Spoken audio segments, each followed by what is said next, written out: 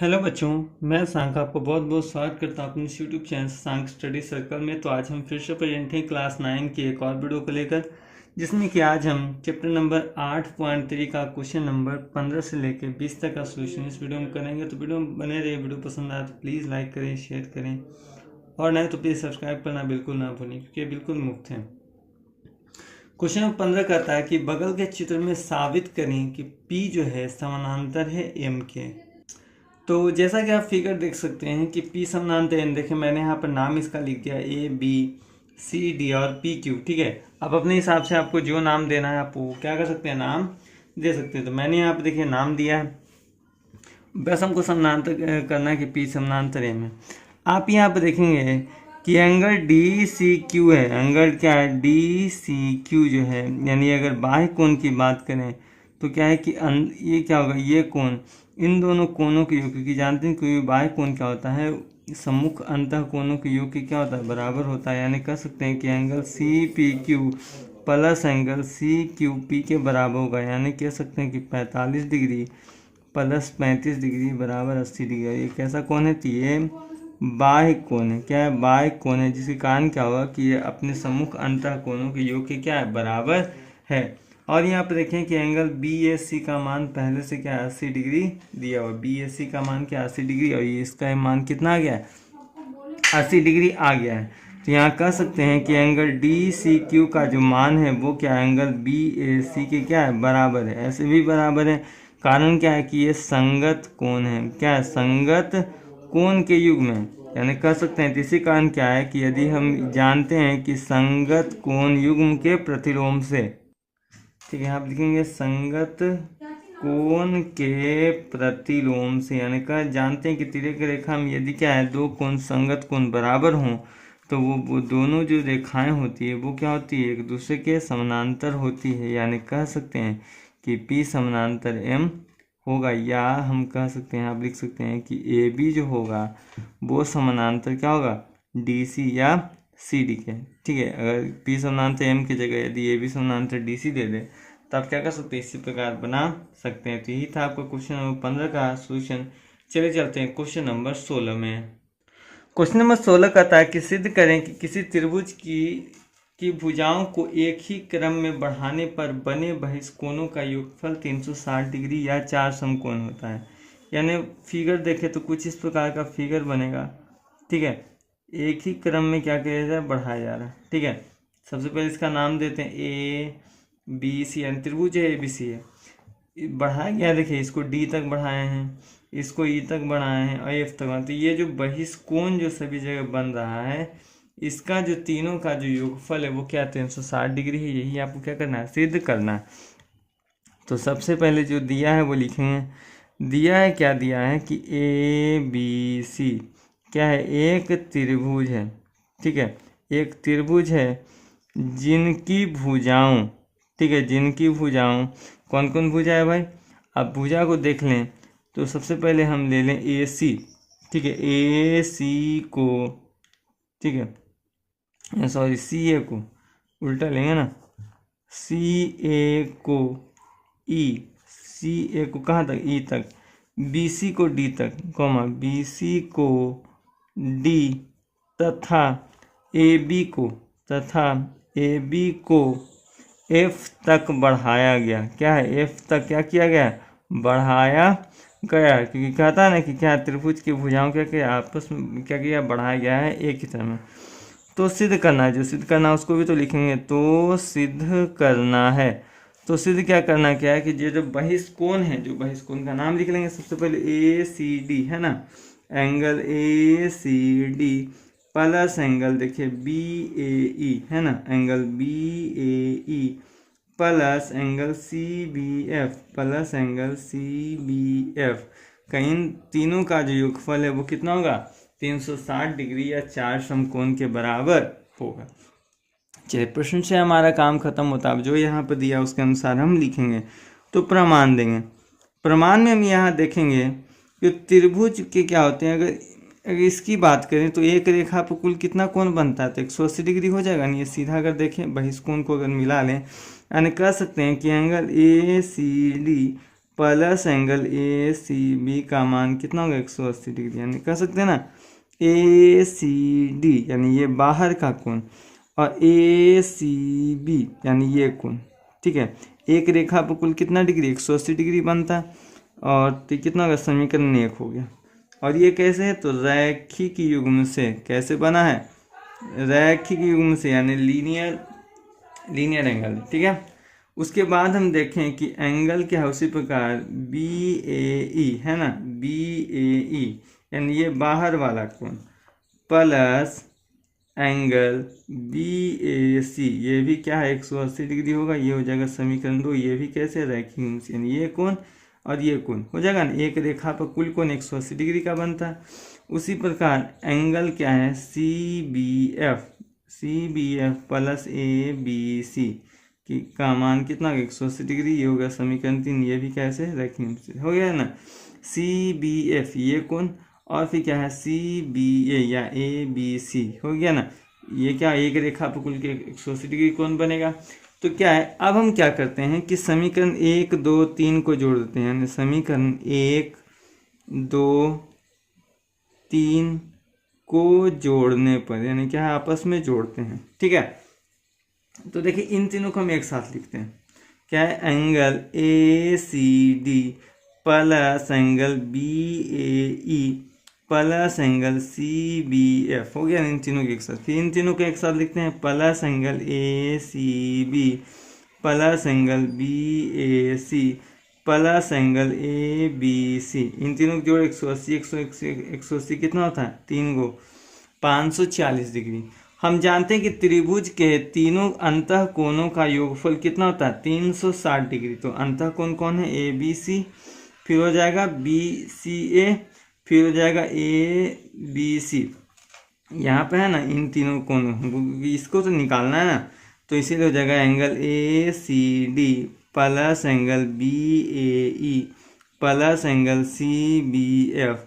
इन तीनों का योगफल कितना 180 डिग्री हो जाएगा। तो 540 डिग्री में इसको उधर ले जाके घटाएंगे तो कितना हो जाएगा 180 डिग्री। इसीलिए हो जाएगा क्या angle A C D plus angle B A E plus angle C B F का मान कितना हो जाएगा 360 डिग्री। ये आपको क्या करना था प्रूव करना था। तो इस प्रकार ये था आपको क्वेश्चन नंबर 16 का सॉल्यूशन। चलिए चलते हैं क्वेश्चन नंबर 17 में। क्वेश्चन नंबर 17 कहता है कि सिद्ध करें कि उस त्रिभुज का प्रत्येक कोण 60 डिग्री होगा यदि उनके सभी कोण बराबर हों। ठीक है, यानी कह सकते हैं कि यदि क्या है कि प्रत्येक कोण यदि क्या हो बराबर हो। ठीक है, चलिए इसका नाम लेते हैं एबीसी। ऐसे ही फिगर है, कोई जरूरी नहीं कि ऐसा ही फिगर आपका बनेगा। यहाँ लिखते हैं कि माना एंगल ए बराबर एंगल बी बराबर एंगल सी बराबर एक्स। ठीक है, इन तीनों कोण का मान क्या एक्स है। तो यानी कह सकते हैं कि angle A plus angle B plus angle C का मान 180 डिग्री होगा ना, क्योंकि कारण क्या है कि त्रिभुज के तीनों कोणों का योग क्या है, त्रिभुज के तीनों कोणों का योग क्या होता है 180 डिग्री होता है, हम जानते हैं। अब देखिए क्या हो जाएगा कि एक कोण ए बी सी का मान तो एक्स है, तो एक्स प्लस एक्स बराबर कितना 180 डिग्री, यानी 3x बराबर 180 डिग्री। तो 3 से काटेंगे तो 60 डिग्री, यानी एक्स का मान कितना 60 डिग्री। अब जानते हैं कि प्रत्येक कोण बराबर यानी एंगल ए बराबर एंगल बी बराबर एंगल सी का मान क्या है एक्स है, तो एक्स का मान की जगह कितना रखेंगे 60 डिग्री रखेंगे। यानी कह सकते हैं क्या, यानी हमारा आ गया ना कि यदि त्रिभुज के तीनों कोण क्या बराबर हों, क्या हो ये त्रिभुज के प्रत्येक कोण 60 डिग्री, तो सभी कोण क्या होंगे आपस में बराबर है। यही चीज आपको क्या करना था प्रूफ करना था। तो ये था आपको क्वेश्चन नंबर 17 का सोल्यूशन। चलिए चलते हैं क्वेश्चन नंबर 18 में। चलिए क्वेश्चन नंबर 18 कहता है कि यदि किसी त्रिभुज का एक कोण शेष दो कोणों के योगों के बराबर हो तो सिद्ध करें कि त्रिभुज क्या होगा समकोण त्रिभुज होगा। ठीक है, आपको सिद्ध करना है। तो यहाँ लिखेंगे कि मान लेते हैं क्या है कि ऐसा एक त्रिभुज है। ठीक है, कोई हमें पता तो नहीं है ना ए बी सी क्या है एक, यानी इसका कोई कोण एक यानी लिख सकते हैं यहाँ पे जो प्रश्न के हिसाब से कि माना क्या है कि ए बी सी क्या है एक त्रिभुज है। ठीक है, माना ए बी सी क्या है एक त्रिभुज है और वहाँ है क्या कि एंगल ए का जो मान है angle B plus angle C के बराबर, कहा गया ना एक कोण क्या है, दो कोणों के योग के बराबर है। तो लिखेंगे तो सिद्ध करना है, क्या करना है, तो सिद्ध करना। अब सिद्ध क्या करना है कि ए बी सी क्या है, एक समकोण त्रिभुज है। क्या है, समकोण त्रिभुज। क्योंकि जानते हैं ना कि समकोण त्रिभुज में क्या होता है कि एक कोण क्या होता है, बाकी दो कोणों के योग के बराबर होता है। अब चलिए प्रमाण चलते हैं। प्रमाण के अनुसार हम क्या लिखेंगे कि angle A plus angle B plus angle C, तीनों कोणों का योग होता है ना 180 डिग्री के बराबर। तो देखिए एंगल ए को एंगल ए ही रखना, angle B plus angle C को हमने क्या माना है, एंगल ए, ठीक है, प्लस एंगल ए बराबर कितना 180 डिग्री। तो एंगल ए कितना 2 एंगल ए बराबर 180 डिग्री। तो काटेंगे तो कितना 90 डिग्री, यानी एंगल ए का मान कितना 90 डिग्री आया। अब यदि एक कोण 90 डिग्री हो जाता है यानी कह सकते हैं कि इसीलिए ए त्रिभुज ए बी सी क्या होगा, एक समकोण त्रिभुज होगा। क्या है, एक समकोण त्रिभुज होगा। तो यही था आपका क्वेश्चन नंबर 18 का सॉल्यूशन। तो चलिए चलते हैं क्वेश्चन नंबर 19 में। क्वेश्चन नंबर आप 19 और 20 देखें तो बिल्कुल एक टाइप का सेम क्वेश्चन है, बस अंतर यही है कि यहाँ क्वेश्चन नंबर 20 में 90 डिग्री दिया है, वहाँ पर 40 डिग्री है, यहाँ पे 135 है, तो वहाँ पे क्या है 110 है। तो बनना क्या है कि दोनों को आपको एक ही तरह से बनाना है। तो क्वेश्चन नंबर 19 और क्वेश्चन नंबर 20 में क्वेश्चन नंबर 20 हम यहाँ पर लिए, तो क्वेश्चन नंबर 20 से की तरह ही आप क्वेश्चन नंबर 19 क्या कर सकते हैं, बना सकते हैं। बस फिगर आपको कुछ इस प्रकार बनाना है, ठीक है।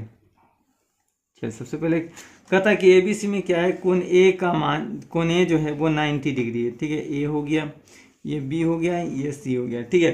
कहता है कोण बी तथा सी का जो अर्धक है वो ओ बिंदु पर मिलता है, यानी इसका अर्धक और इसका अर्धक जो है वो क्या है, ओ बिंदु पर मिलता है, ठीक है। तो सिद्ध करें कि बी ओ सी यानी ये जो कोण है वो क्या है 135 डिग्री है, ठीक है। ये आपको क्या करना है, सिद्ध करना है।